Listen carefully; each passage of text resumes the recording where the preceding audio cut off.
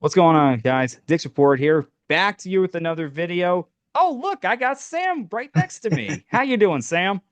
I'm good. How are you, John? What are we doing today? I don't know. It feels like kind of just rambling. Maybe it's the draft. We're talking Oh, about yeah, we got the quarterbacks. top five quarterbacks today. Yeah, this is going to be a fun one because unlike previous years, even last year, this is really a crapshoot. And that's the nicest way I can say it. Sam, you got one word to describe this class. For me, it's underwhelming. You? Disappointing. I think there's a lot that goes into that, but disappointing. Yeah, and of course, we're going to start the question, what the heck happened? Because before the season, you had quarterbacks like Arch Manning, Cape Klubnik, Drew Aller, and even Dante Moore, a bunch of guys that you thought, okay, these are going to be the top quarterbacks in the draft. And really, Moore was the only one that played up to that level, and Moore's not even a part of this class. And neither is Arch Manning. Arch Manning and Moore both returned to school. And Sam, what do you think happened? What do you think happened with all these quarterbacks this year?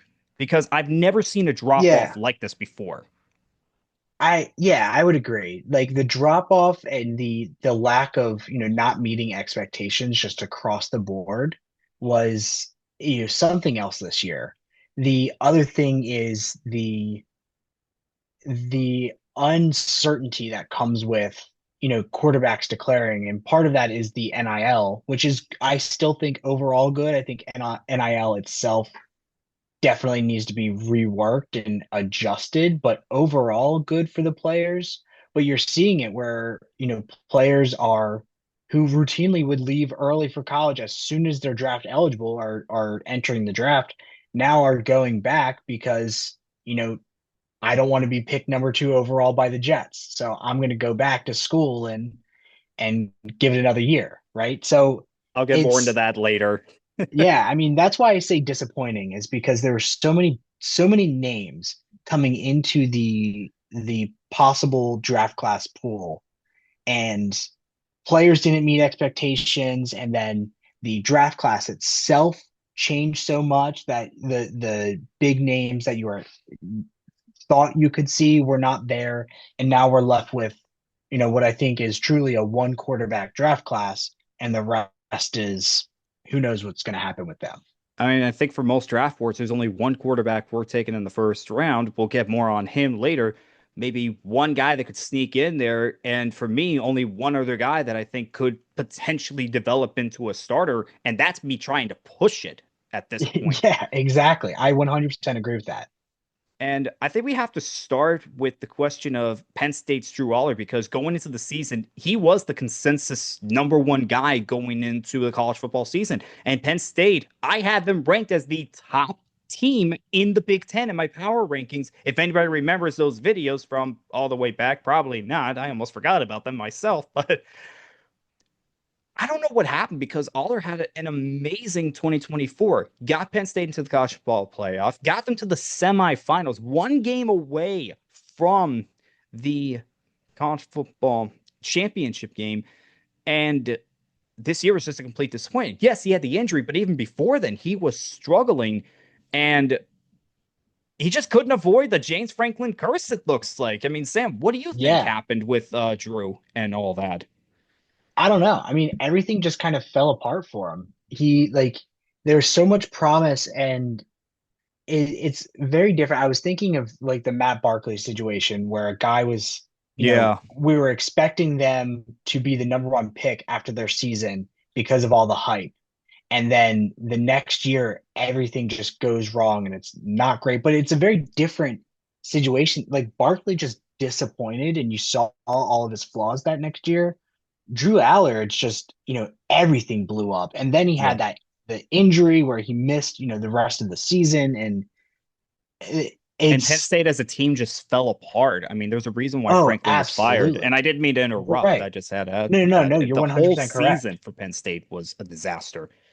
I remember them going into the not necessarily the aftermath from the UCLA game, but going into the UCLA game, it was like, okay, we can get right here. and then they got blown out by at that point UCLA was winless. Am I correct with that one?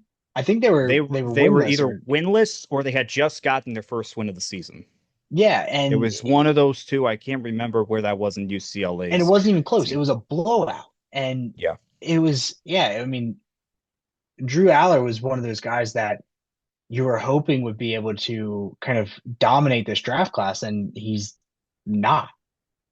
So I got this from Ahmed, and you guys know Ahmed has been on the channel before.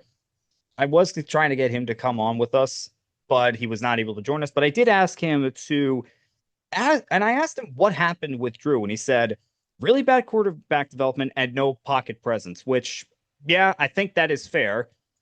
But I think it goes back to the quarterbacks that James Franklin has had since his time at Penn State, and leads to the question: can James Franklin actually develop quarterbacks? Well, Christian Hackenberg had a tremendous freshman season with Penn State. James Franklin comes on, and Hackenberg just fell off the edge of a cliff. Okay, Phillips somehow still got drafted second overall, and then or second round, and then never it played was the an NFL Jets. snap. It was the Jets. It was the Jets. It was the Jets. But anyway, so you had that. It's like, okay. Probably just didn't fit the system. Probably wasn't as good as we thought. Then Trace McSorley comes on. McSorley was a great college quarterback. Okay. McSorley was a great college quarterback. Let's be honest about that. There's a reason that he was drafted in the later rounds. He was not an NFL talent, but great college quarterback, developed really nicely. Okay. And then you had Sean Clifford. Sean Clifford had a good first season, and then just couldn't build off that. Then Drew comes in. Drew was the top quarterback in his recruiting class, seemed to be getting better.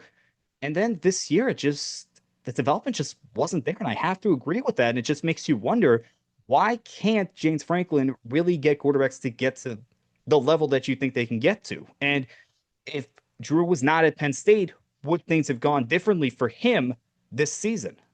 I mean, it's a fair question to ask at this point. I think it's a fair question. I mean, there's so many of those quarterbacks that have, like in this draft class specifically, and we'll touch on it more, but that had such high expectations and then didn't develop or disappointed. So I don't know if it's necessarily a James Franklin thing or if it's a Drew Aller thing or what it is. But it's not an isolated incident where a great uh recruit comes into a big program and then just kind of stagnates in their development.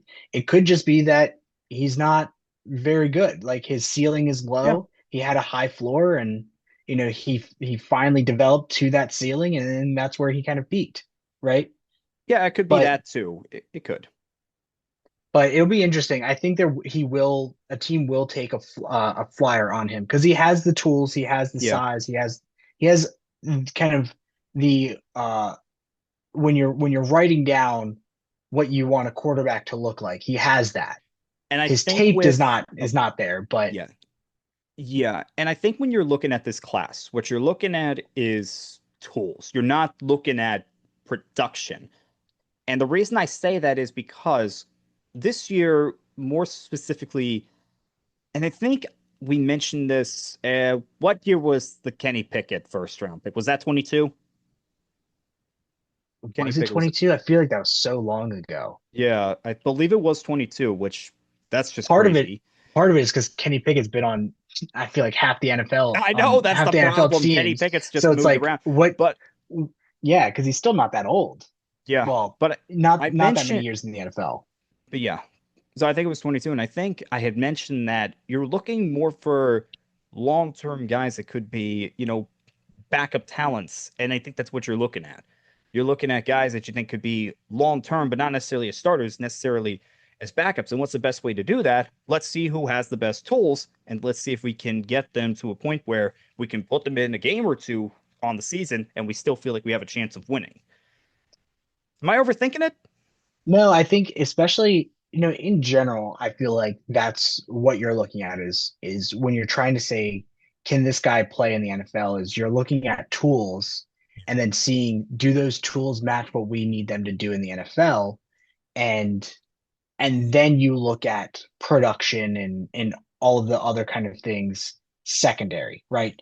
do they have a good arm? Can they make the throws? How's their footwork? How's their ability to move in a pocket? How's their ability to handle pressure? Like those kind of tools. And then you look at, okay, how did they perform? How did they play?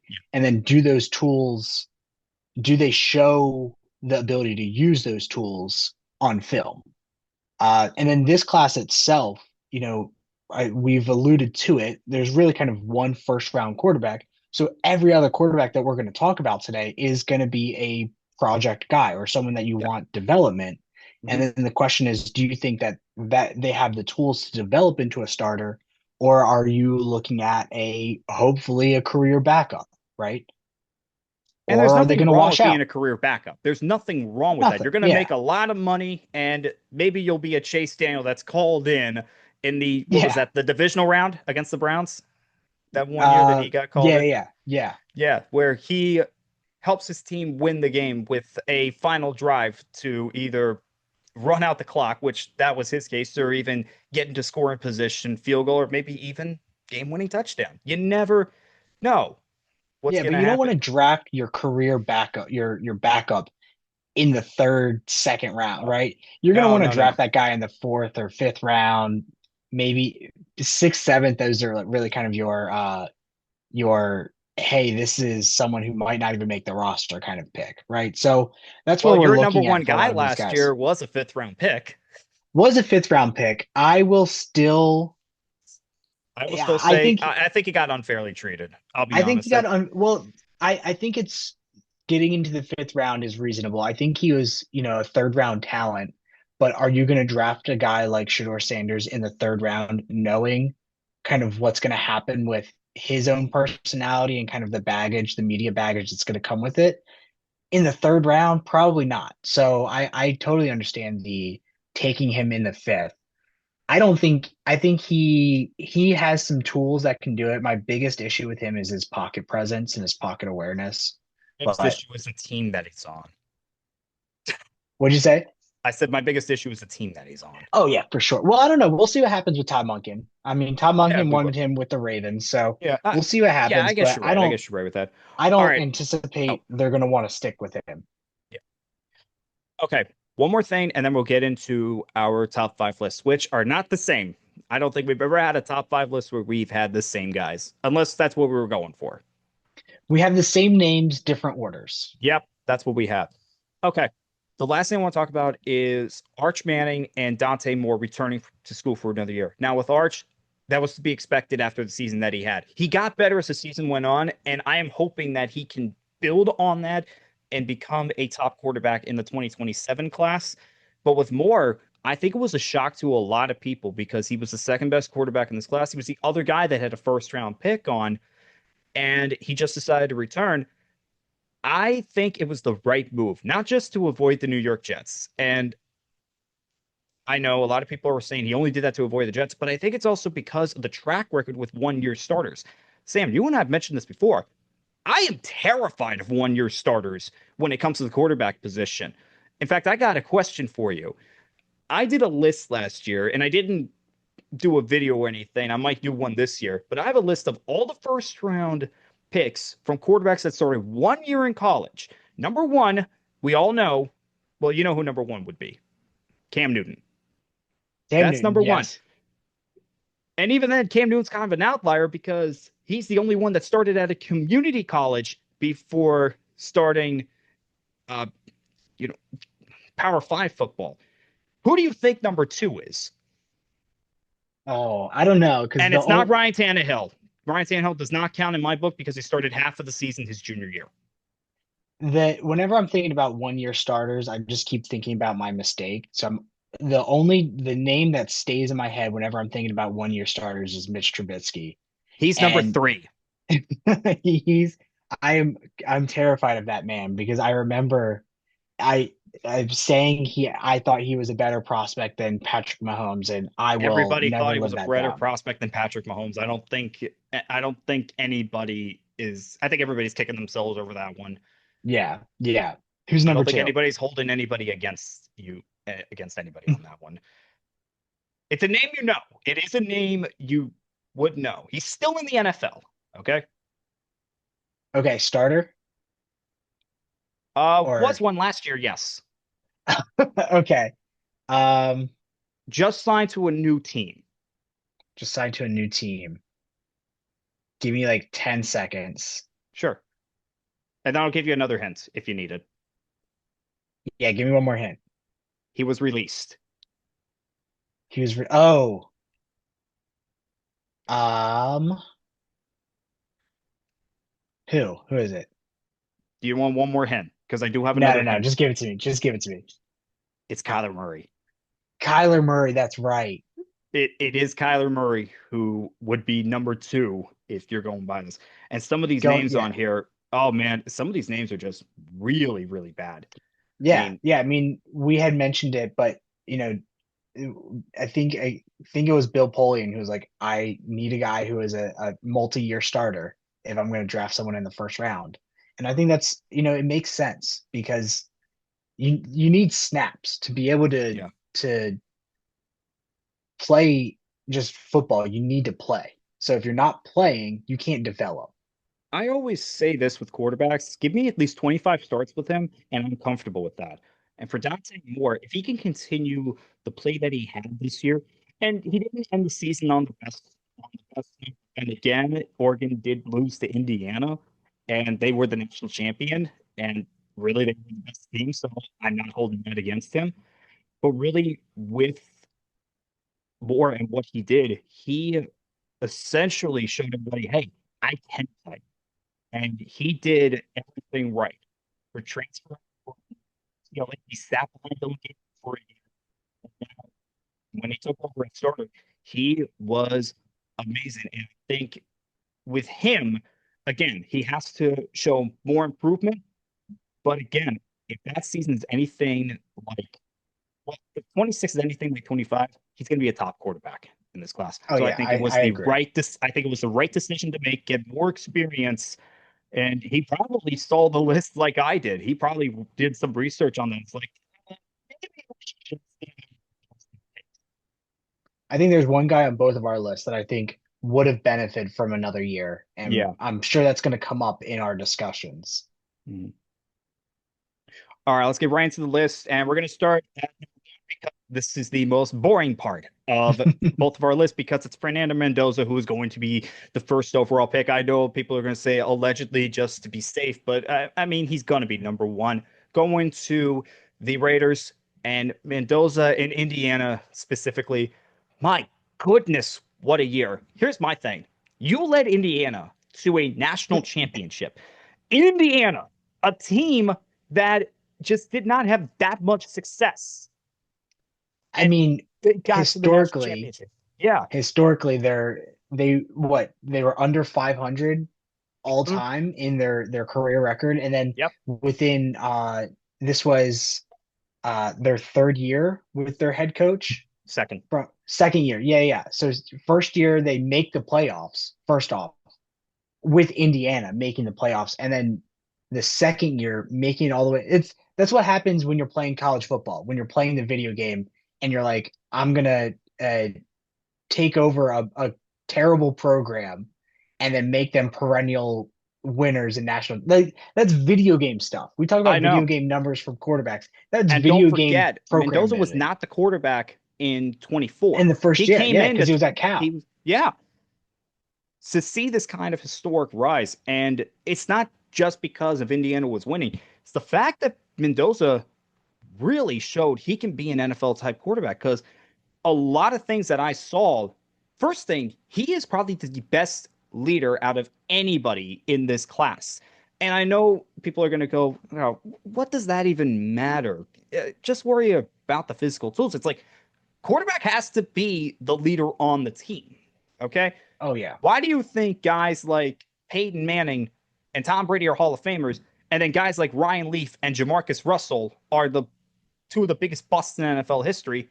Because they didn't care and they couldn't lead a paper bag at that point. Right. I think the leadership, especially when you're thinking about taking a quarterback first overall or in the first round, you want someone who is going to be able to lead the team, especially a team like the Raiders who are, the peak rebuilding team where they don't they're I mean they signed a lot of talent, but they don't necessarily have a lot of talent. They have a new head coach. Like you need a new identity. You want a focal piece on that team to be able to help the team develop and grow. And I mean, that's his strongest trait, and he has a lot of really strong traits. I think it's not kind of what we're used to from our rah-rah leadership guys, but he has the kind of ability to get a team to rally around him and then play and inspire his teammates to play that way.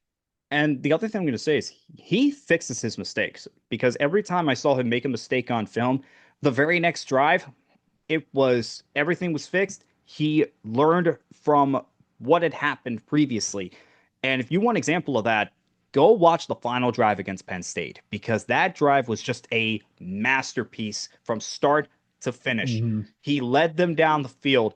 I still do not know how the receiver got his foot down It on the in the end zone. I still don't know how that happened, and it still gives me goosebumps whenever I think of it because that was the most amazing catch I have ever seen in college football. One of the most amazing plays I have ever it seen. But it was just because of that drive, just kept leading them down the field. Every time they needed a big play, he got there. And even in games where he wasn't necessarily at his best, he still made the key plays when they needed it. And that Penn State drive just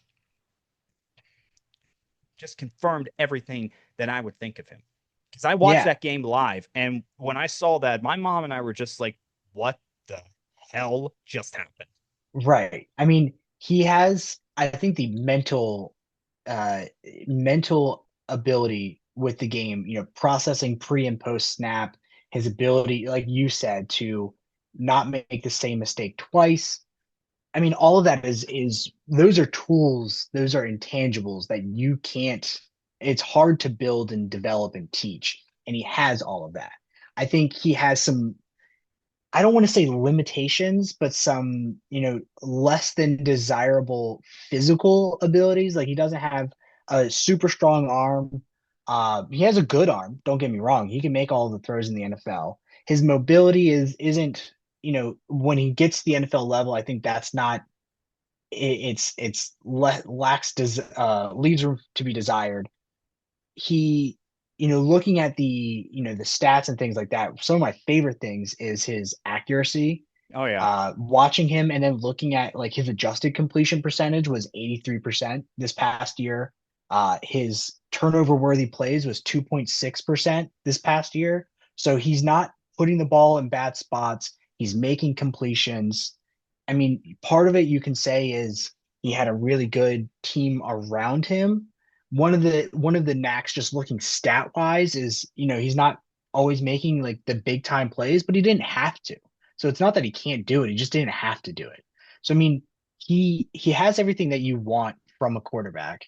And when I'm trying to think about him as a prospect compared to, previous draft classes, I'm trying to think of, where he ranks because he very clearly is head and shoulders above this entire class. But let's say he were in a different draft class. I Well, think say he's he was in better than last year's Cam Ward. class. Yeah, Yeah, I that's what think I he was would gonna still say. go I number don't one think he. overall. Yeah, Looking at, I think he probably would go after Caleb Williams and Jane Daniels 2 years ago, but before Penix and JJ McCarthy. So wait, I where does think, May fall into that? You're forgetting Drake May. oh, you're right. I'm forgetting Drake May. As a prospect, I love Drake May as a prospect. I think that was a year we didn't do.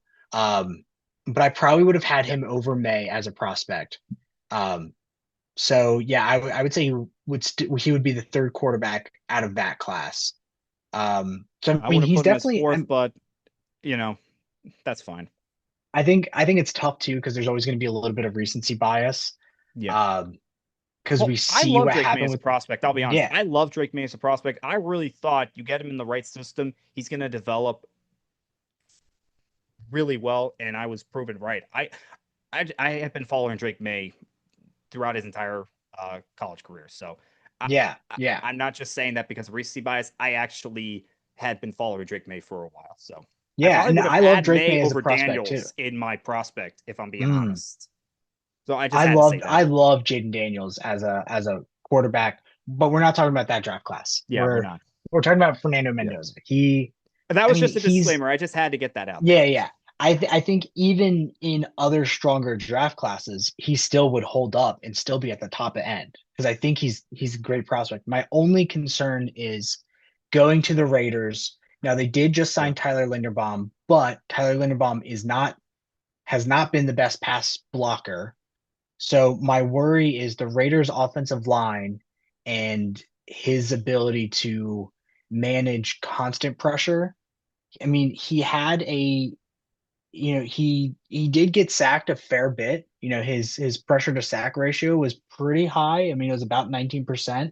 Yeah. His median now, when I did my stats with going through the advanced analytics, I did average and then median because I wanted to get I didn't want the outlier games to as influence it. So I looked at average and median. His average was 19%. His median was about 16.5%. So it's not as bad as the average would suggest. Um, so my worry would be him with a bad Raiders O line. But as a prospect, it's fine. I think just in terms of how it's going to turn out, it we'll have to see how he handles that. But I think he has the right mental capabilities to be able to handle, pressure and be able to not have that build up and negatively affect his play long term of constantly being under pressure. Yeah, definitely have to agree with that. Uh, and for me, I did make this note. He has to keep growing. And I think if you are just going to say he's a perfect prospect, there's a reason he's being taken number one overall. That's just not true. That's not where he is right now. He does have to keep growing. The Raiders need to have the right system for him to do that. And can the Raiders do that? We are going to see with a new head coach in Clint Kubiak. But with Mendoza, yes, far and away best quarterback in this class. There's a reason why we all would have first round grades on him. I still think he would be a first round pick in any draft. The question would be when it comes to other loaded classes that we have had, where would he be? It's a fair question to ask. With Mendoza, I am cautiously optimistic he's going to do well in the NFL. All right. I'm just going to say that. And that's all I got on Mendoza. Anything more you want to add on him before we move on? No, I think at this point we're kind of just, talking in circles about how he's, the best prospect in this class. And as a quarterback prospect, he holds up. I think he's definitely going to be number one overall pick. I think he has the tools to be a top 10 quarterback in the NFL. Does he have the tools to be a top three? Probably not. But I mean, you're asking for elite of the elite freak players. That's Allen. That's That's that's Mahomes. it's That's Lamar, Lamar. that's yeah, Joe Burrow. Like Joe there's Burrow. Yeah. yeah, I don't I yeah, I mean that's asking a lot. Yeah, Is that this guy is. going to be the best quarterback in the NFL? That's not what we're here to talk about. But if you're a 10-year starter with the team that drafted you, I say that's well worth the first overall pick. That's all I have Absolutely. to say. Okay. Absolutely. Now we're going to Now's move where we on. split up. Oh, yeah. I don't think we have the same guy throughout the rest of this, except for number five. I think number five is the same for us. But number two, I have Ty Simpson. Ty Simpson, well, coming into college, he was the top rated dual threat quarterback. And he took over Alabama this year. Now, he's a 1 year starter. And I will say this that scares me. We just talked about that. I do not like 1 year starters, but it was a really good season.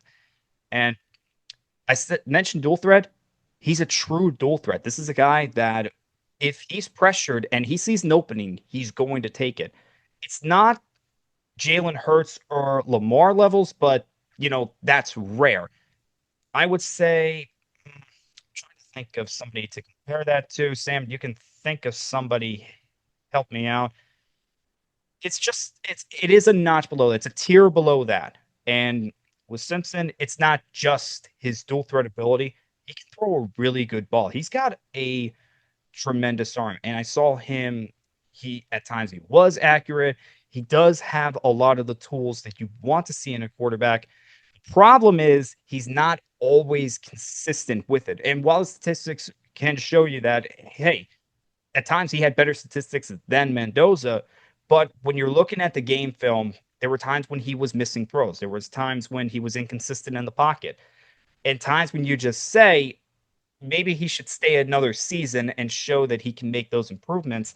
Maybe he should have stayed another year, but when you are considered the second best quarterback by a lot of people and a guy that could sneak into the first round, I mean, I do understand why he did that.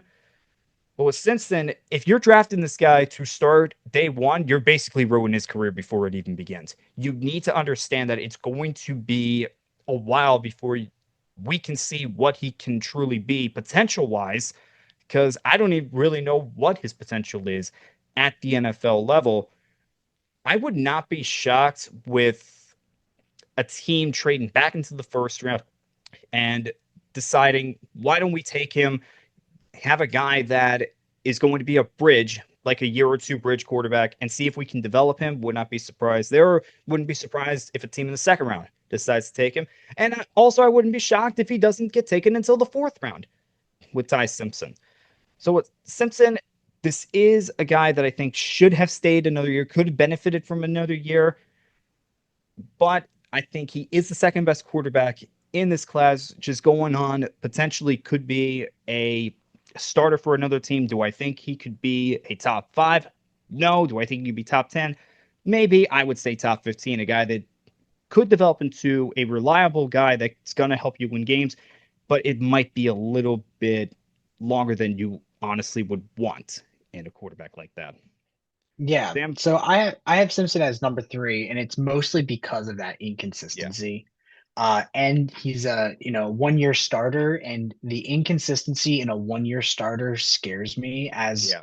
a quarterback prospect because you have a really small sample size. So it's hard to say, okay, well, which Ty Simpson are we expecting him to be? Because the first half of the season, he was phenomenal. He had amazing, touchdown to turnover percentage. I think it was like 21-1 at some point. Yeah, it was. Around that point, his turnover worthy plays, I have him average is 2.6, which is the same as Mendoza, or that's his median. His average was 3%, but 2.6, same as Mendoza. He didn't turn the ball over in the beginning of the season, and then some of his, some of the he took a little bit more risks with the ball. He wasn't, looking off safeties, and like some of these things kind of started falling, some of the finer points of playing started falling through the cracks, which are things that can be taught and developed, but it's hard to say what Ty Simpson you're going to get.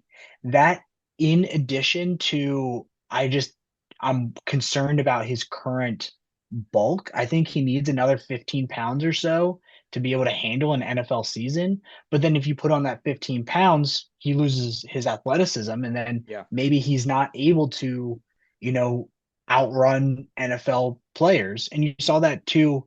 We're both Ravens fans, but you saw that with Lamar a couple of years ago where he put on, 15, 20 pounds, and everyone was like, oh, this Lamar, he doesn't look the same, right? So you lose when you Not put to on mention, that's bulk. when Lamar was getting hurt too. Yeah, Because of the bulk, I think that's why he was getting the injuries that he was getting when yeah, after he put on that weight. Because so could the same thing happen with Ty? That's just something I thought of. yeah. That could be the I would be case. worried. I think part of his decline was dealing with nagging injuries, and if he was playing SEC football, so I mean, that I feel like that's a pretty one-to-one translation is that he's probably going to get these nagging injuries in the NFL, and that's going to negatively impact his play.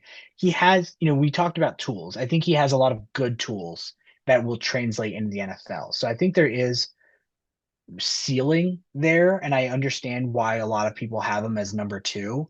My worry is his inconsistency and being a 1 year starter. Yeah. It's hard to say which Ty Simpson we're going to see develop, especially as things started falling apart towards the end of the year. And then now you have him coming into the NFL. But I think he should have stayed for another year. But again, then you start getting this same conversation we're having about, Drew Aller, Kate Klubnik, like those kind of guys who are like, they should stay for another year, and then they fall off a cliff, or they they instead of going up, they start, plateauing and then going down, right? So it's I get coming out and getting to the NFL as soon as possible. I'm worried about his consistency and his ability to play in the NFL. I think he's a good prospect. I have him as a second round pick. But Yeah, I think I do too. I could see a team jumping in that 27 to 32 range to get that fifth year option for him. Um, I was thinking, you had said, have a bridge quarterback for a year or two. Why not the Jets? They have Geno Smith.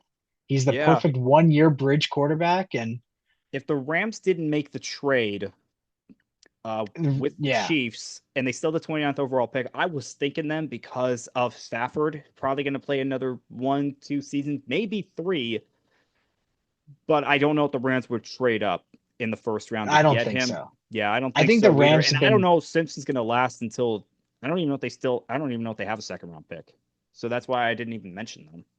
yeah, I mean, I think the Rams are pretty committed to saying we're rolling with Stafford. We're not drafting his replacement. We're going to draft another spot that's of a need on the team so we can fill out our holes and then, roll with Stafford. So I mean, constantly everyone's looking at the Rams and be like, okay, well, when are they going to draft Stafford's replacement?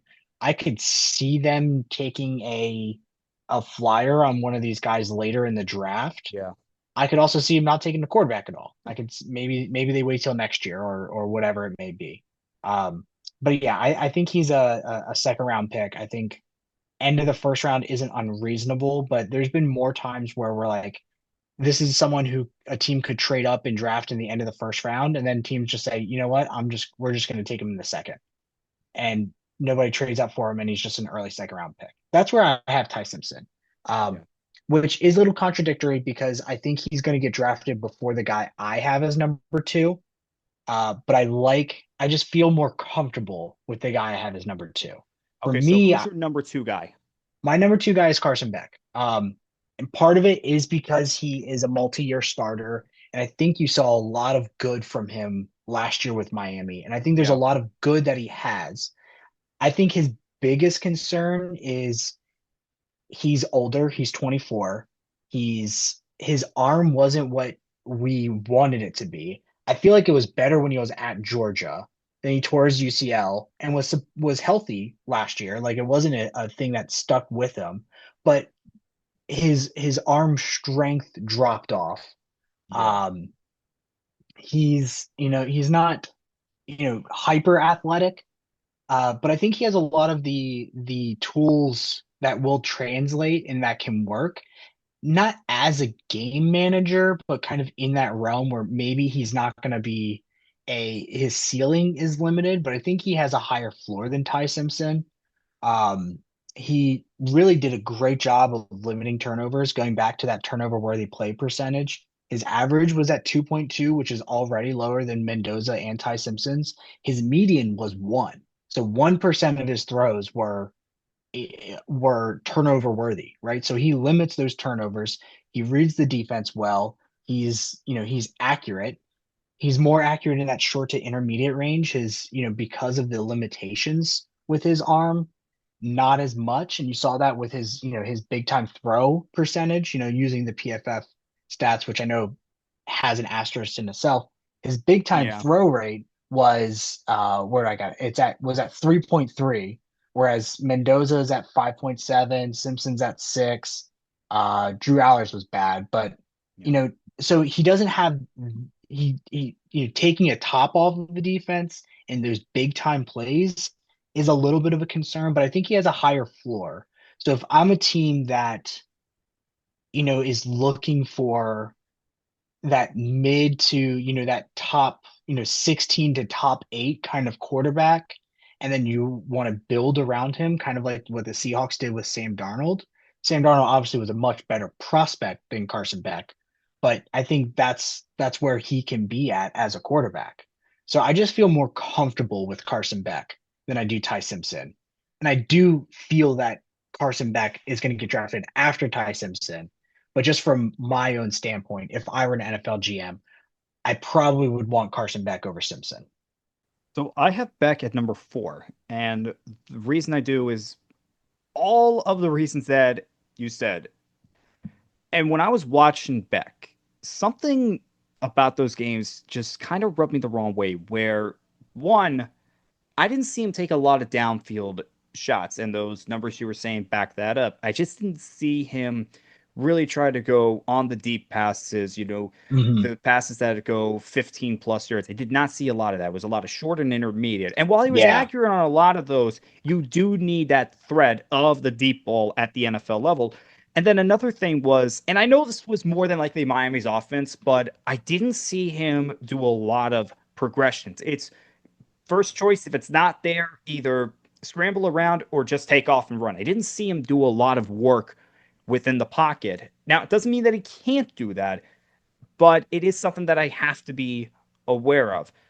And with Beck, I just I just don't like where his ceiling is. And I'm on the point of, yeah, he might have a low floor, but his ceiling might not be as high as, say, a guy like Simpson and the guy that I have at number three.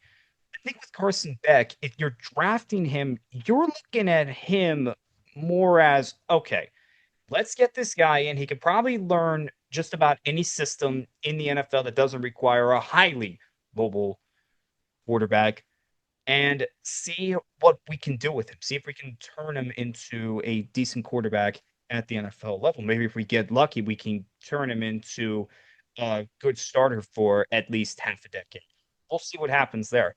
But with Beck, I think this is a guy that will stay in the NFL for a while because of the things that he can do. But the things that he can't do, I think, is what's going to limit him at the NFL level and why I don't think he has as high of a ceiling as I do number two and number three.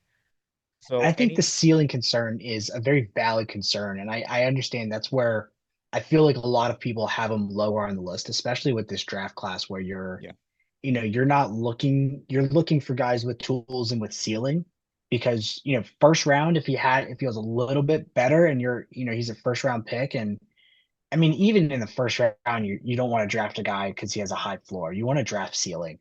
And that ceiling definitely is, I think, limited. But, with seeing that he's had a better arm than he did with Miami, and now his average depth of target at Miami wasn't great. It was like about 7.5 yards. So like you're seeing that short and intermediate and not seeing those big throws. Um, you know, the UCL, that shouldn't be a long-term problem, right? Pitchers in the MLB come back after a UCL injury and are throwing 100-mile-an-hour fastballs, right? So it's not something that I feel like that in itself should limit him long term. But he came back, he was healthy with Miami. It wasn't like that was nagging and holding him up. So the question, it's a lot of people feel that, well, that's just what his arm strength is going to be. And if that's what it's going to be, then yeah, that definitely limits him, right? Maybe we're looking at like an Alex Smith like career where he's, you build, there's a team around him and he can do well with that, but he's never going to elevate the team to the next level. But, I like Carson Beck, and I think because he's more proven and he's won at higher levels with Georgia. Now he didn't win, you know, big games, but he's been with Georgia, was with Miami, got all the way to the national championship. I think that means something. And I think yeah. that those kind of things, will help him when he gets to the NFL.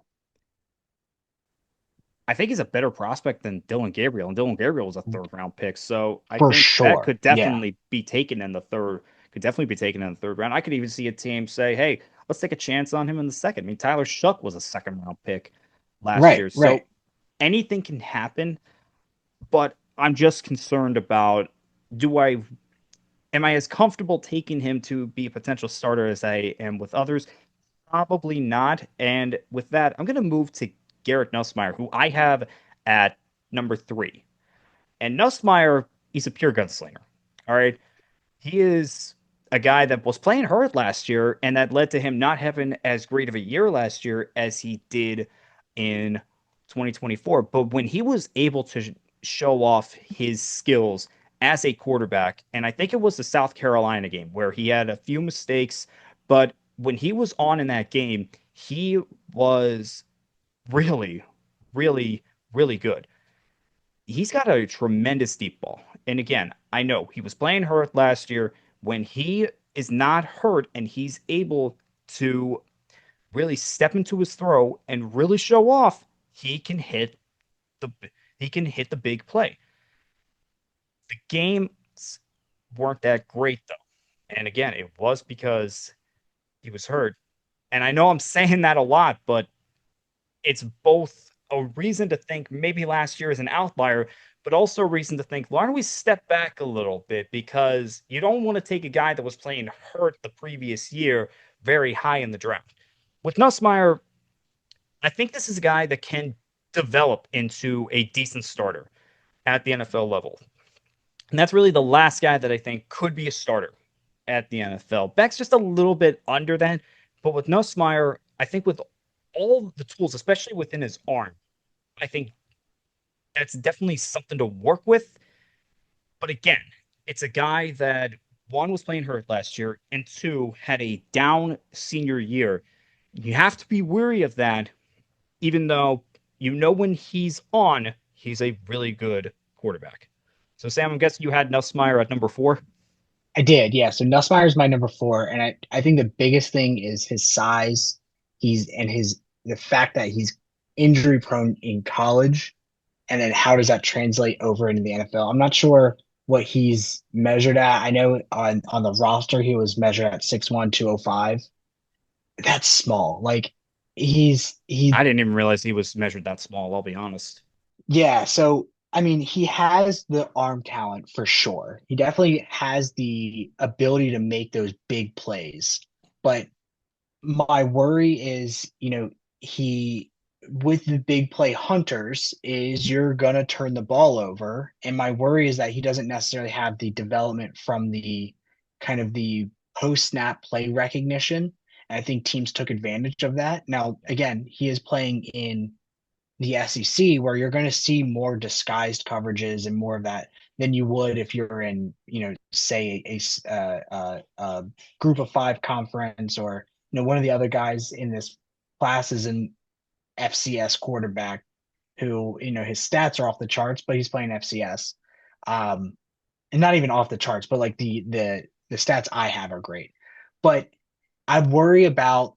I don't know if he can hold up in the NFL. So that kind of guy, I would be very hesitant to want to draft in the second or third round, because if you're spending that draft capital on a guy and wanting to develop, and then he can't even play a season, and that's someone who you're expecting to, as the most important position to kind of lead your team, then I feel like you're setting yourself up for failure. I think he does have a lot of good traits. And I think some of it, when looking at some of the stats too, he had the second shortest average time to throw out of everyone. Beck had the number one. So his average time to throw was where is he at? He's at 2.53 seconds, 2.48, so about 2.5 seconds. Whereas when we're looking at like Ty Simpson, he was just under three.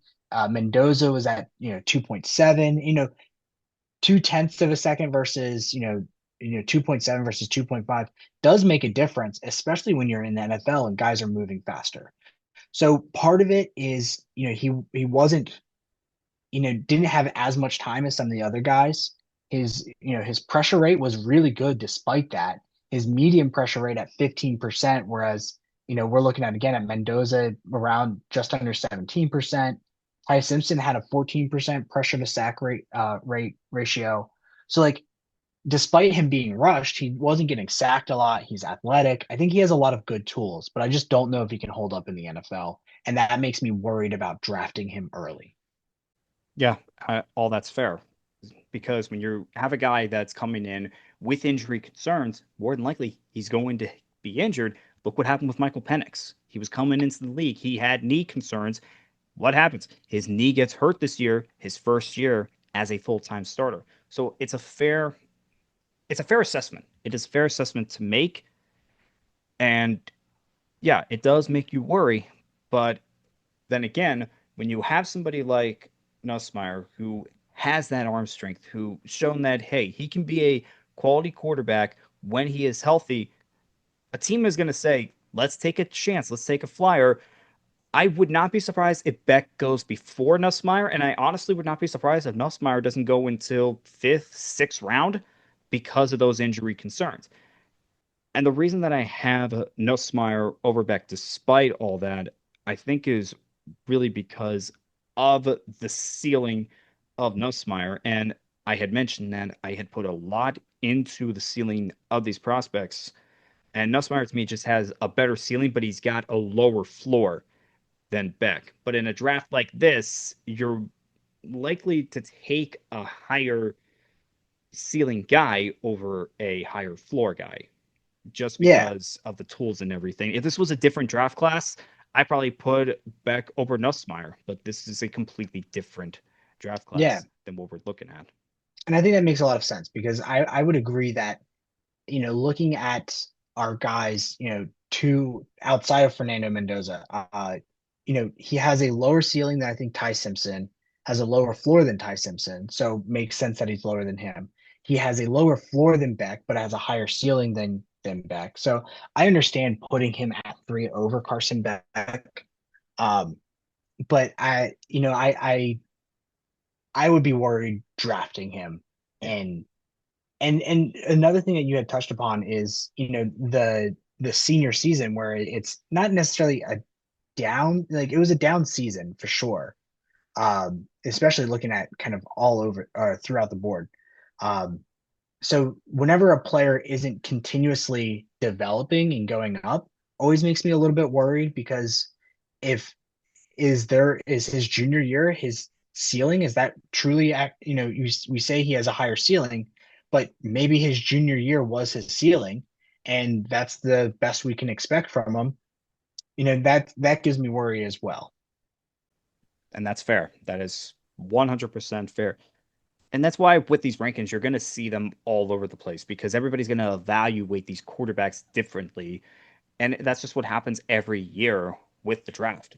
Players are just especially evaluated this differently. year Yeah, especially especially. this year when you have one guy who's pretty confident in his abilities, and then 2 through 9 kind of moves around a lot. Yeah. Like I pretty consistently see Nussmeier in a lot of other people's top fives.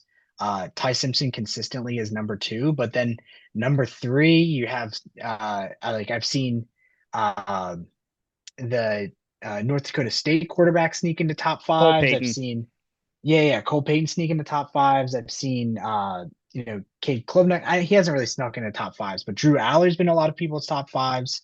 And not to spoil our number 5, but Drew Aller isn't in either of our top fives. And there's people who have Drew Aller as number 3, right? So it's this draft class, it's really it's tough because I think a lot of the quarterbacks after Fernando Mendoza is we'll see, but not expecting that much. So let's get into our number 5. Where this is 1 and 5 we agreed upon.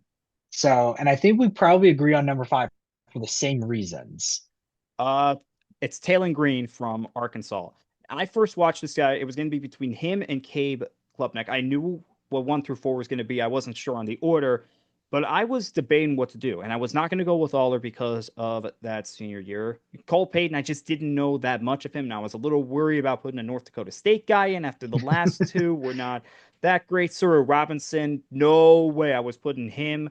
And No. then I started watching Taylon Green highlights, and I'm like, whoa, this guy's got something. The first game I put in was Texas A&M, and he was amazing in that game. He kept Arkansas in that game against Texas A&M, a team that weren't didn't they get a first round bye in the college football playoff? They were one of the teams that got the first round bye, right? I didn't think they made it to the college football. Do I not know ball? I thought it was Texas A&M, but he kept them in that game, and he did it with one his athleticism because he had like 5 touchdowns, both passing and rushing the ball. This is a guy that I saw on the website was listed at 6'6". I don't know what he measured at the combine, but yeah, he's a tall Yeah. guy. Very, like I said, very athletic. He didn't he run a sub 4.3 at the combine or something like Yeah, that? he ran a 4.3, I believe. Yeah. But yeah, I mean, his combine, I would say he was on the radar of a lot of people because they were Yeah. expecting a good combine performance from an athletic standpoint. But I mean, he blew out Yeah. all expectations from an athletic standpoint at the combine.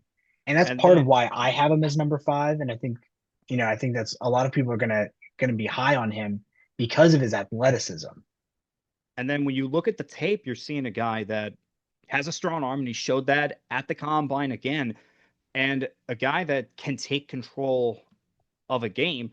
Now, my issue with him is, does he have the tools to be a quarterback at the NFL level? And I'm sure a lot of people are going to go to, well, the Lamar Jackson effect. Lamar Jackson is such a unicorn in this league. You have to stop comparing guys to him. I mean, you're looking at other guys that came in as quarterbacks, Terrell Pryor, Ronald Curry, that later transitioned to other positions. You even had guys that were transitioning to positions before they even got to the league. Nick Marshall of Auburn, he was a quarterback and then he transitioned to corner. That's going to be the big question with Taylor Green. Can he develop? Even a guy like Logan Thomas, who later developed into a tight end. So that's going to be the big question with him. My biggest issue, he was very inaccurate. And the reason why he was inaccurate, he did not move from within the pocket. He never truly set his feet a lot of the time. And that's what was causing the inaccurate plays. But when he does things right, he has tools that you could say, this guy could be a quarterback at this level. And I'm looking at him like, okay, bring him in, draft him fifth, sixth, seventh, and I'm looking at teams like Baltimore. I'm looking at teams like Buffalo. I'm looking at teams like Philadelphia that do have questions about the backup quarterback role, probably long term, especially with those guys there, because you are expecting them to be there for at least another half decade. So why not bring him in and see what he does within your system? Sam, what do you have to say on Taylor Green? I think when you have to talk about two different things with Taylor Green. I think you both have him as number five, but I think from a true pure quarterback play, I think we can both agree that he's not the fifth best quarterback Yeah, in this class. But I think there's just the potential is there. I mean, he is definitely the rawest quarterback out of all of the quarterbacks in the class.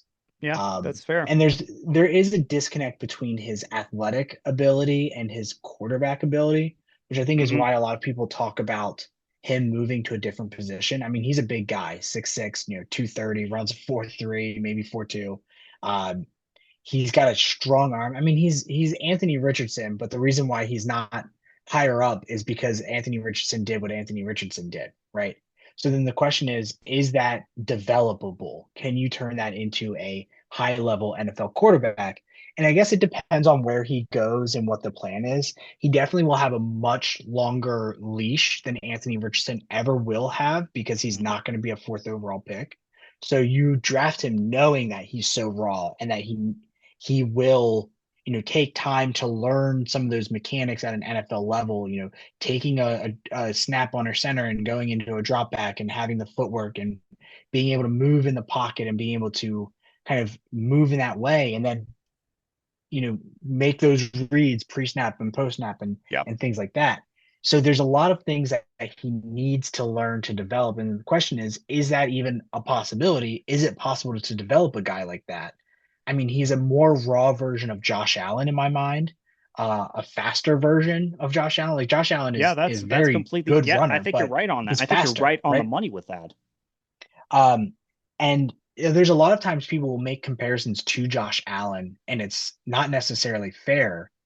But Josh Allen really is kind of a freak in his development. Like most of these guys who come out and who are remarkable athletic talents that have accuracy concerns, most of those guys don't develop. And Josh No. Allen is the freak who did, who is now an accurate quarterback and is able to, throw the ball well and all that kind of stuff. So I don't know. I'm more likely to assume that he is not going to be able to develop. And if he wants to stay in the NFL, he probably is going to have to move positions. Yeah. But man, he's got such a good arm. He's so quick. He's so athletic. He's so powerful. But looking at it, like he turns the ball over a lot. He's not Yes. accurate. He's, Yes. you know, and part of my concern too, looking at it, going back to some of the stats, is he had the best time to throw out of all of the guys that I looked at, out of like the 10 names I was picking to kind of analyze. He had the best time to throw, and his pressure to sack ratio was about the same as everyone else's. Uh, he, so he's being pressured at the same rate. He's getting sacked at the same rate. He's has more time to throw the ball. And probably part of that is because he can extend plays. But man, like him as a quarterback does not connect to him as a like his ceiling. So I I'm enamored by the physical tools, and I think a Yeah. lot of people will be. But I think he definitely is the raw prospect. But again, when we're talking about this draft class, we're talking about tools and ceiling, and that's why I have him as number 5. I think his ceiling is definitely like Yeah. his tools, and his ceiling is better than your Cade Klubnik, your Drew Aller, your um the oh man, the Cole Payton. yeah, Peyton. I was thinking of the quarterback from Baylor. Um, Sora Robinson. yeah, Robinson. Like he's definitely better than all of these guys, like from a ceiling perspective, but his performance is way worse than all of those Yeah. guys. So it's about balancing what do you think you can do with him. And if you're drafting him in the sixth, fifth, sixth, seventh round, then obviously the pressure isn't there for him to have to develop right away. So 2, 3 years on the bench, especially with a team like you had mentioned, like the Eagles or the Ravens or the Bills or teams like that have developed these, mobile athletic quarterbacks into passing athletic quarterbacks. That's interesting. That's intriguing, right? Yeah. So it depends on where he goes and the leash he's given, but he's definitely has a lot of things that make me excited to see what happens with his career. And I can't say that the same thing for like Nussmeyer, for Yeah. even for a lot of the other guys. Like I'm more excited to see what happens with his career than most of the other draft class. Yeah. And I think when you're talking about a quarterback like this in a draft like this, it's just all about let's see what the biggest long-term guy could be. Not necessarily the Yeah, guy that's going to start 10 years, but a guy that we're thinking, okay, he'll be in the league for a decade. He can be a guy that could be counted on when we need something big. I just don't know for what position. That's the only yeah, thing. yeah.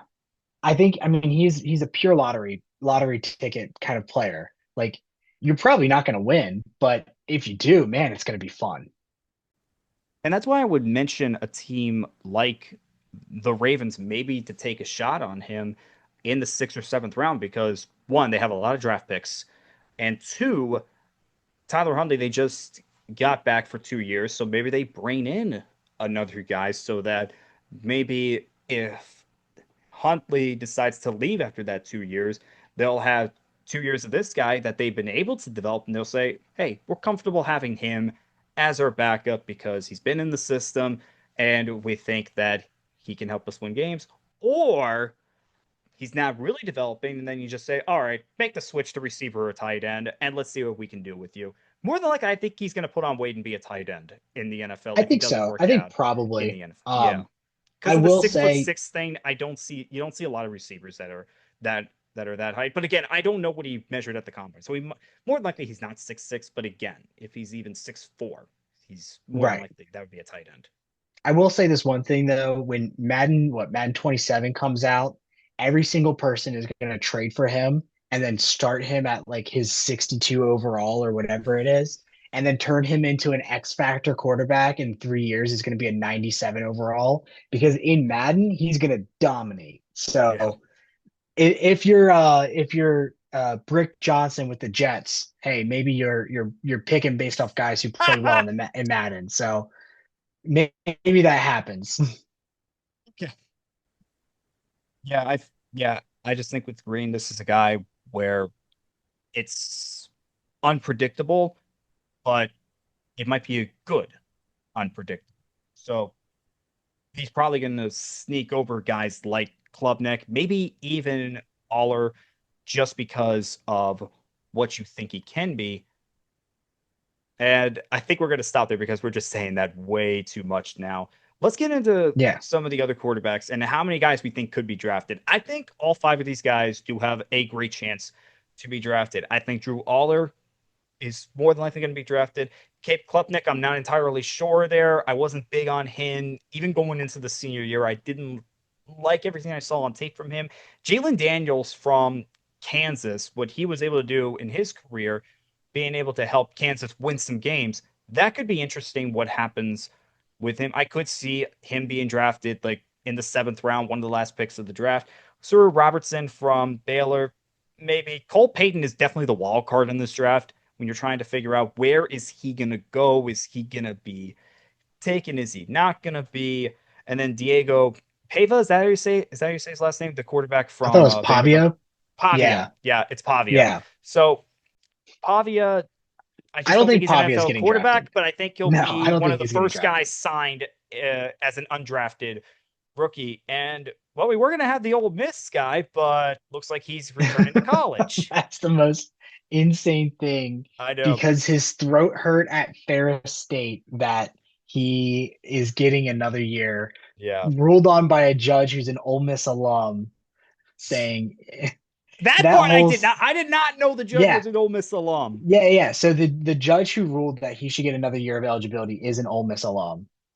So that's That's Trinidad funny. Chambliss. I mean, I have it's I think just the NCAA and that whole system is ridiculous. I don't blame him one bit No, no, no, no. for trying to get that. Yeah. But yeah, I mean, there's some guys I think Peyton at North Dakota State. I think he's interesting because you have such a bad track record. I mean, Carson Wentz, a lot of people will argue his 2018 near MVP season and that kind of got derailed and that he's a better quarterback. But you have Trey Young, who just, he had the Trey benefit of Lance. Trey Lance, sorry, Trey Young with the Wizards. Yeah. Trey Lance, who had, the COVID year to hide all of the flaws that you probably weren't going to see. I mean, Trey I think Lance is a 1 year guy that should not have been a 1 year starter. I'm not going at to say all, this. not at all. He should not have been a 1 year starter because if that COVID doesn't happen, he has close to 30 starts. That's when you can say, okay, we know what this guy looks like. And if he had a full season, would he have come out in the draft? I don't Yeah, know. but I think part of it with NDSU is that the the talent level at that school versus, you know, versus who they're playing against. Like Peyton had a really bad game against I think it's Illinois State in the playoffs, Hmm. like a really bad game. He previously had a decent game against them earlier in the year, but I just don't know if you can trust NDSU quarterbacks because they're not asked to throw the ball. They're a ground and pound. They're a running predominant team, and then they pass off of that. So like these guys never take over the game as a passer. Now he does have really good numbers, like from an advanced analytics standpoint in terms of uh, passing, adjusted passer rating or percentage, turnover worthy plays, like all of those kind of things are good. But it's because he's playing against inferior talent, and if he's playing at even a group of five school or a power five school, is that going to translate? And then you're asking that inferior, skill level to then go to the NFL. Like, I just don't think he's going to make the jump because I haven't Yeah. seen it yet from these North Dakota State quarterbacks. We're Kate, not sorry, saying that excuse you me. have to be a power five, a quarterback to make it in Right, the league. I absolutely mean, not. look at Joe Flacco. He was from Delaware and And he's and still he's a Super playing. Bowl winning quarterback that's still playing. Yeah, So we're yeah. not saying But that, but context matters when you take these guys. Flacco had the tools and he started at Pittsburgh, but Pittsburgh had, I don't even remember who the starter was over him, but I know he was not as successful as Flacco was. yeah, and Flacco is a campus legend at Delaware. But Yeah. I just don't. This is also a dumb take. He's a lefty quarterback. Lefties don't work in the NFL. Just doesn't happen. I don't like watching lefties throw. I don't want to see him throw. Get him off my screen. Sam, I would stop if I were you because you know I'm a lefty. I would stop right there. Well, you're not playing quarterback in the NFL, so I think Okay, it's true, okay. true. I Most just of the don't want lefties lefty are great. You quarterbacks. have lefties that are great pitchers, but the last great lefty quarterback, who was the last great lefty quarterback? Was that's not Boomer, is no Steve Young. Steve Young. Steve Young, yeah, that's what I was going to say is Steve Yeah, Young. yeah. Yeah, God, but that would yeah, have been so embarrassing if I forgot about that. I think Klubnik from Clemson is another one of those guys of like riding off the hype from high school Yeah. and just be like he was such a good high school quarterback that you're like he's got to be good, right? Like you watch his high school tapes and he went to Clemson, he's got to be good. And he's just He's it's one of those things okay. that you're He's just like, okay. He's not. all right, He I was guess. spectacular. It's like when you were going into the NFL, you got to have those spectacular And he moments. never And all of was. our And he five, never and all of our was. top five guys, they had spectacular moments. Even Green, like I mentioned, Texas A&M, that was a phenomenal game for him. One of the best games I think of the season. Klubnik, he just had these okay or good moments, but he never had that one where you go, "Wow, that's quarterback." And then Jalen Daniels from Kansas, I remember early on in his career at Kansas, I think he's the one that came in, and I believe it was against Oklahoma when Caleb Williams had been there, and he almost led them to beating Oklahoma. And I've been following him ever since. And Daniels, he's another guy that's just been good, not spectacular at the college level. But when you're leading a school like Kansas and you're able to get them winning records with the team that doesn't do a whole lot, I think that does go a long way. And Daniels does have some things, but not necessarily not everything that you want to see. And then Sawyer I, Robertson, I mean, it's a Baylor quarterback. Baylor quarterbacks are always going to put up big stats, but can they play at the NFL level? And so far, none of them have been able to play at the NFL level. right. I think there's one name, Luke Altmaier from Illinois. I think he's going to Yeah. be a sneaky late round draft Yep. pick that I think has that potential to be like a long-term backup Yep. and a spot starter. And I almost That's forgot. one guy And that I thank you for like, reminding me but about Luke Altmaier. I forgot to write him down, but Altmaier, I mean, Illinois, don't forget, they were ranked in the top 10 during the early part of the season, and then they got blown out by Indiana, and that completely derailed not only Altmaier's season, but just the entire Illinois season as a whole. Because remember, those were a matchup of two top 10 teams going in, and yeah, you clearly saw who was better. And at the end result, I mean, not much that you can really yeah, argue after that. they ran into the juggernaut. Yeah, and I think he's a sneaky late round pick that I don't think anyone's having, even considering putting him in the top five, even maybe top seven. But I think he's one of those guys Top that seven, can that has stick around. I'd probably put him at like number eight. Um, 7, 8. yeah, but yeah, I think he's a sneaky guy who can have some staying power in the NFL. Yeah, I think at the end of the day, we're going to see probably between 7 to 9 quarterbacks taken in this draft. I know that's a little bit on the low side, but I just don't really see how many of these guys are really you're going to see as draftable players, Yeah. even as late And round picks. I think even that 7 to 9 number is mostly because of it's a quarterback stat because Yep. quarterback is the most important position. So you're going to take a flyer on guys that maybe if you had a similar, evaluation on their talent and they played a different position, like if this was a running back with similar like translated skills, they're going undrafted, right? Because it's less of an important position. So you're going to take flyers on guys that you know wouldn't necessarily warrant being drafted in terms of where they rank in the overall draft class, but because it's quarterback, you're going to take them, right? Yeah, and I think with what we normally do, we normally go through all the teams and see who we think could take quarterback, and we are going to do that. But I mean, when I look through it, I'm just like all the teams that need starters. Oakland, I mean, Vegas is the only team that's really in position to get a starter at this point. And let's go through these teams right now. For Buffalo, definitely could see them go back up later, but more than likely, I don't think they're going to take a quarterback. No way. I don't think so. Yeah. Miami just got Malik Willis. Again, another team I could see take a backup. I think Miami will take a backup quarterback later in the draft. I think they will do that. But then again, I don't know how many picks they have. I could So see it, but they also took Quinn Ewers last year, so that too. And Quinn Ewers did start a few games. So he did start a few, and I think they could, but I mean, they gave Willis a 3-year deal. They have yeah, Ewers. I wouldn't be surprised if they're not, yeah. and they're just. Gonna I think be they have looking to enough. build around Willis and Yeah, try I to think they have just build a enough. team. Like, there are two quarterbacks. Ewers, who is not, I think, all that great, but Willis and Ewers, like they're gonna just roll the dice on those two and see if either of them can last after their $99 million cap hit comes off the books. Yeah. Um, and then go from there. I doubt they're gonna take a quarterback. Yeah. The more I thought about it, the more I thought, yeah, probably not. Because I forgot Quinn Ewers was still on the roster.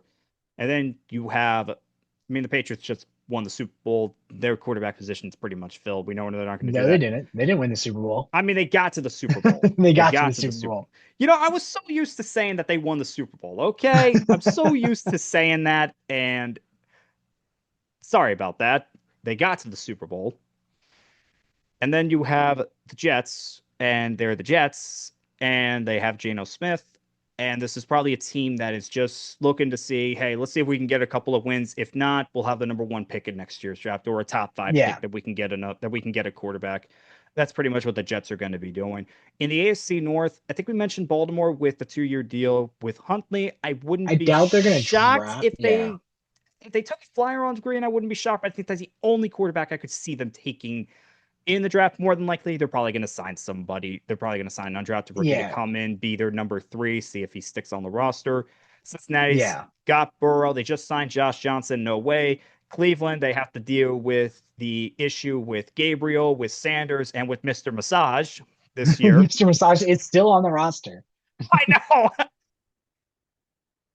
And you have, I don't know what Pittsburgh's doing at quarterback. I really don't. I don't know if they're going to bring back Rodgers. I don't know if they're going to try maybe do a trade with somebody. I don't know if they're going to roll the dice with Will Howard. They could do Yeah, anything. I don't know. I could see them. I could see Pittsburgh drafting a quarterback. Um, I mean, Drew Aller. They could do. They could draft another Pennsylvania guy, and Yeah, they could. They could. but It's just tough with this. It's tough. It's yeah, tough because the Steelers. I still can't believe they want Mike McCarthy, the head that coach. blows my mind. I It mean, I it really know did. Mike Tomlin stepped down; he wasn't fired, but that is at best a lateral move, Yeah, but more than likely a step back in terms of your coach. I mean, as a Ravens fan, I like it. I mean, I hope this doesn't come back to bite me in the butt, but I when I heard that, I just started cracking up laughing. Like that is I was so shocked because they went against what they normally do. And there's a reason why they only had three head coaches since 1969. yeah. Why go away from something that was working? Moving on. Houston, okay, I'm going to say this. DJ Stroud, pick up the fifth year option. But if he struggles again, I don't think that he's going to be around much longer as Houston's quarterback because Yeah, I would he has agree. regressed the last 2 years. I would agree, but I don't think they're taking a quarterback this year because they No, no, no, have no, no, they no. have I just Davis mentioned Mills that. as a good backup. Yeah. I don't think they're in the zone of picking a flyer on any of these guys and seeing if they Yeah. develop. I don't see Yeah. them If taking a anything, they quarterback, would do that but next. If anything, they would do that in yeah, yeah, 2027. exactly. And then you have Indianapolis just got back Daniel Jones. No, I just I don't think they're see it. committed to Daniel Jones. Yeah. I think they're giving him the short-term deal with the expectation that once he's, back and healthy, that they're probably if he's playing well again, then they're gonna stick with him. Um, Jaguars with Trevor Lawrence, they won the division, got to the playoffs. I think this is a team where if they continue to improve, they could be contenders yet again. Lawrence is finally showing why he was drafted first overall, had a really yeah. good season. So Now, who's their backup though? Because that is a I feel good like they could question. use a backup. That's a really good question. Maybe if Carson Beck gets the fifth round, maybe we see a team like Jacksonville take a flyer on Oh, him. absolutely. If he's in the Yeah, fifth round, I think a lot of people are gonna take him. Are yeah. gonna be looking at him as that backup position. But I Yeah, think it has to be the right guy for Jacksonville, and I just don't know if that right guy is going to be there is later in the this draft. year. Yeah, Yeah. And then Tennessee, well, Cam Ward is the top guy. I don't know who their No, backup is, but but I just don't. they're not going to No, draft a quarterback as their backup with Cam Ward. yeah. That doesn't make, yeah, you're going to want someone who has a little bit more experience. Denver's got Bo Nix and Jarrett Stidham was the backup. I don't They know. love Jarrett Stidham as their Yeah. backup. Like Peyton loves Jarrett Stidham. I have a friend who's a Broncos fan. They love Stidham, even though he's not that good. You know, if But he I, doesn't make they're, that one mistake, they win. They go to the Super Bowl. If he doesn't yeah, make that one mistake, it was one mistake that got New England to the Super Bowl. One mistake. yeah. And I would argue that it was a forward pass and not a fumble, but that's just me. The NFL said it I was a couldn't tell. fumble, but they I also couldn't. said Aaron Rodgers caught his pass and that was an interception. So They said that was a mistake. They said that should not have I been. They said they screwed up with that call. I I really. do not think that Stidham's pass was a backwards pass and a fumble. Um, but that's just my opinion. Yeah, I don't think they're going quarterback either. Kansas City, Chargers, yeah. Kansas Kansas City, City, no. maybe. Maybe I don't know. if Maybe. you had because you had both Minshew and Mahomes coming off the ACL, maybe take somebody in the seventh round if they have a seventh round pick.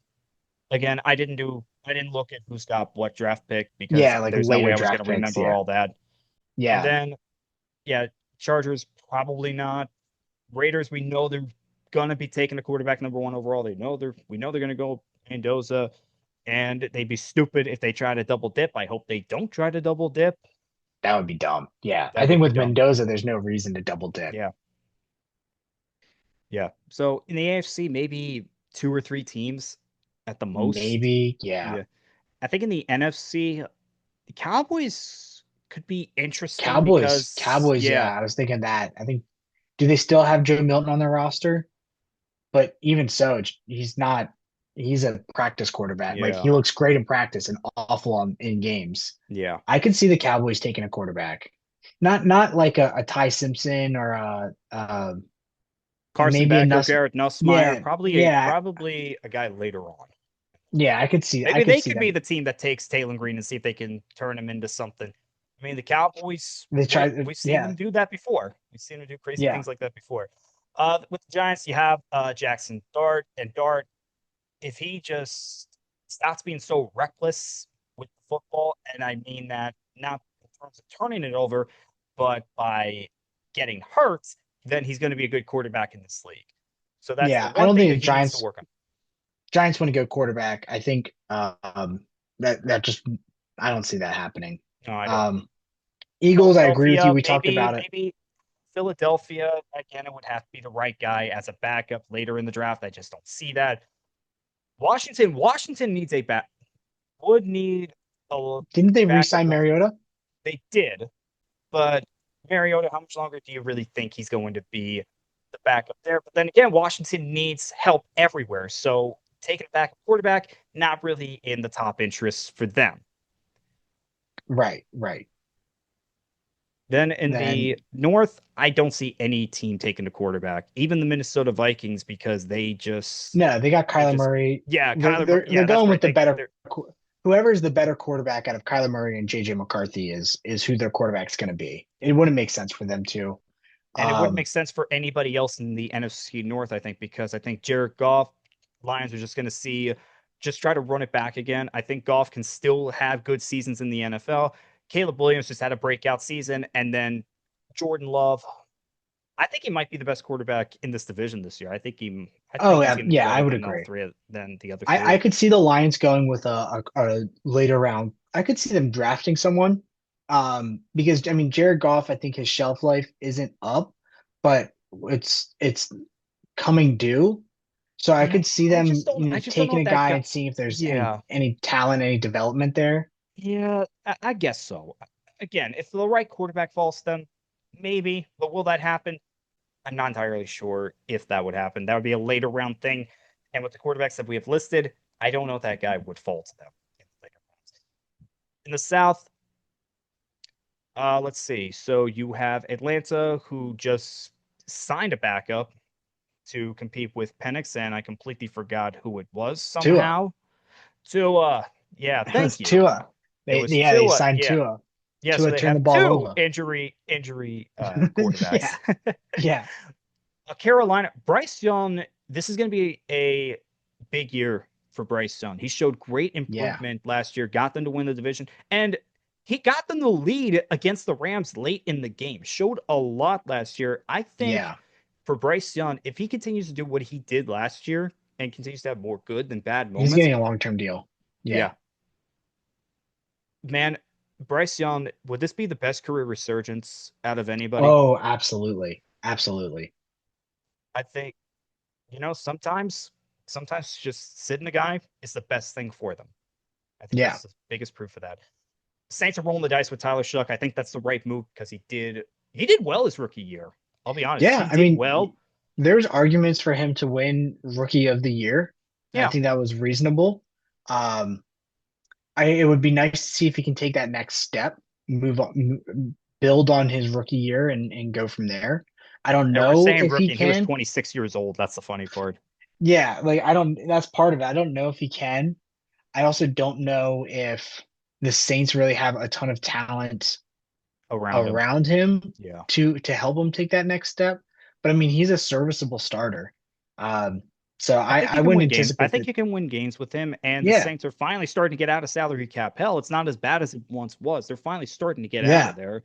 And they were shockingly competitive in almost all of their games last year. Yes. So I mean, I think they're in an okay spot. I think in the next 1 to 2 years, they're probably going to be looking for a top end quarterback. I don't imagine Shuck is going to be the long term answer, but that's not this year that they're going to be taking someone. No, I think you can win games with Shuck. I just don't know how many. And then Tampa Bay, I don't know what the long-term solution is there, but it's not going to be this year that you start to figure that out. Just roll it with Baker, see what you can Yeah, do there. yeah. If you fall There's going apart, to you be a get a top regime five pick. change. Yeah, Yeah. there's going to be a I change at some point. I just don't know when that could be next year or that could be 3 years from now. I would anticipate that the Bucks. I mean, I don't know. The Bucks maybe they have a great season, they return to form and they win the division again, but Yeah. I I don't think Todd Bowles is that good of a head coach. I No, I think don't think Baker so is either. is on a decline. I love Baker as a quarterback, but I think he's on a little bit of a decline. Yeah. And I don't think that this is a year that they need to put all their effort into this year because Hmm. they need to fix the ship. And And going with a yeah, quarterback this year that's doesn't make exactly my sense. thoughts on this. That's exactly my thoughts. You've read my mind. And then in the West, Arizona just dumped Kyler Murray. I'm not sure who they have as their quarterback right now. Do they still have Broncos. Jacoby Brissett? I I don't think they know have if they Brissett. do. Okay, if they do. Yeah, Cardinals are just weird right now because this would be a year that you say, okay, they're going to be a top 10 team that takes a quarterback, but there's just no quarterback worth taking after Yeah. Mendoza. And do not take Ty Simpson, Arizona. Do not take him. Do not. That'd Yeah. be a, So the that would Arizona not be a has great move. Brissett and they signed Gardner Minshew as their backup. Okay. So they're taking a quarterback next year, but not this year. Yeah. I would just roll it with Brissett. He can give you some good plays. And again, falls apart, just take one in the draft. I would just build this team in this draft. I would just see what you can get the best talent and see if you can develop that. And then also, I don't know, maybe get Marvin Harrison Jr. some good plays because I don't know why he's not working. I don't know if this is Arizona's fault. Yeah, I I would don't like know. to blame Arizona for that. I have to blame Arizona because there's no way Marvin Harrison Jr. like was so talented, and when Ohio State is moving him around and doing design plays to get him the ball, and he's dominating, and then he goes to Arizona where he's running two routes the whole time. He's never in motion, and he's not getting design plays, and then he's playing like he is. Last year he did have a lot of drops, so I mean, he's got to catch those passes, but Zay I don't Flowers know has what's drops going. too, and yet he's been a good receiver for the Ravens.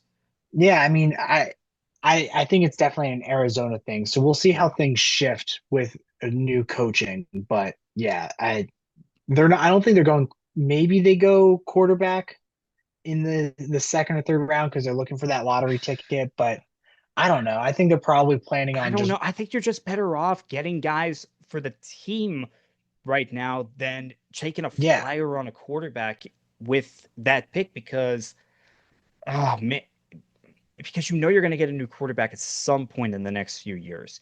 But Yeah. I don't know if you want to take that flyer now. I know that's what the Saints did last year, but I think those are two completely different scenarios at this Yeah, I point. would agree. I would agree.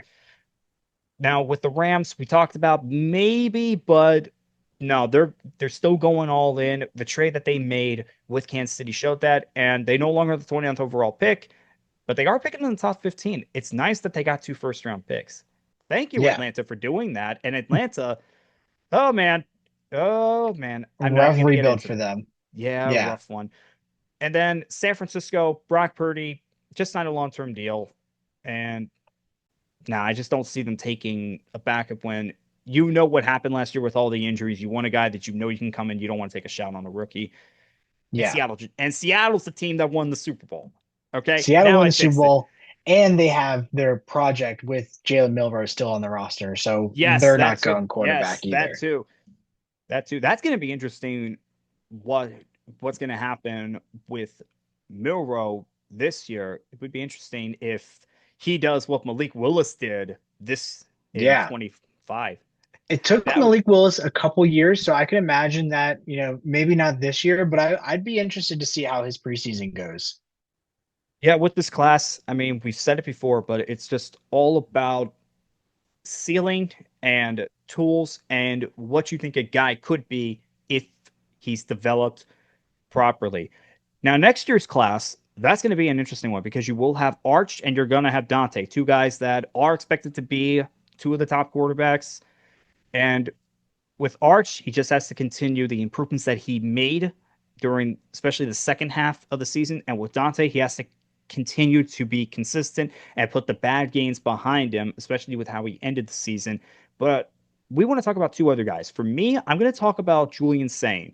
Julian Sain came in to Ohio State, and I'm not going to say he was spectacular right off the bat, but he grew into a very dependable quarterback that didn't turn the ball over and showed off a lot of skill. And this is definitely somebody where he's going to be high on a lot of preseason draft boards. And I would definitely have to agree with that because of the fact that he ended the season really well and he just doesn't turn the ball over. He didn't do that a lot at the beginning of the year, and he didn't do that a lot at the end of the season. So Julian saying definitely keep an eye on him. I wouldn't be surprised if he has a terrific season and Ohio State does big things once again. He could be the number one guy in the 2027 class. Sam, who did you go with as your 27 quarterback to keep an eye on? Yeah, so the guy that I'm most excited to see is Jordan Mailata of USC. So I think he was one of those guys who there were some talks about maybe him coming out this year, and I think he could have snuck into that top four conversation. He had a lot of flashes. I think there was some things that he did have some concerns last year, but there's enough that he rightfully stayed a year or staying back for another year and then watching to see is he going to follow that track of building on what he's done and then developing into a really good quarterback, or is he going to fall under kind of the same pattern as some of these other guys where it's has a lot of flashes and then the next year doesn't put it together and then you're looking at it like, ah, man, this was a disappointment. I think he's on track to be a really good quarterback. And I could see him sneaking into the conversation of in that top three next year. And I'm really excited to see what he does within the USC offense as he moves forward next year. And with all that being said, that was our thoughts on the 2026 uh, NFL draft quarterback class. Sam, any final thoughts? Every single year, I go into this video saying, I want to keep it brief. I'm not going to be long winded. And then we end up finishing, hour 45 of just, talking and going in these conversations. There's just But so much yeah, for us to talk there's about. so And much. Yeah. especially with this class, it's so complex. It's so, uh, there's too much to talk about. And there's just so much uncertainty with what is going to happen. Sam, one last thing. We know, well, it's not a fact, but we have a pretty good understanding that Mendoza's going to be the first overall pick. The Jets at number 2 will select which player? Oh, that's a good question. I think they're going pass rusher, but I think so then too. the question is which pass rusher? Um, who do you Got a think they're pass rusher going? too. I have a pass rusher too. I think it's going to be David Bailey from UC State. That's what I was thinking too, David Bailey. I think being from Miami, I think his arms are just too much of a concern to take number two overall, despite his production. Yes. Um, I really like David Bailey, so that's who I was thinking too. All right, guys. Let me know what you think about this class down in the comments below. Who do you have as your top 5 guys? And how many quarterbacks do you think are going to be taken in this draft? And as always, I will see you guys next time. Sam, it's going to be soon that we need to start on our mock draft. Ready? Yeah. Oh man, I haven't even thought about that. I All guess we right. started already, huh? We got Oh, one and two yeah. done. All right. See you guys next time.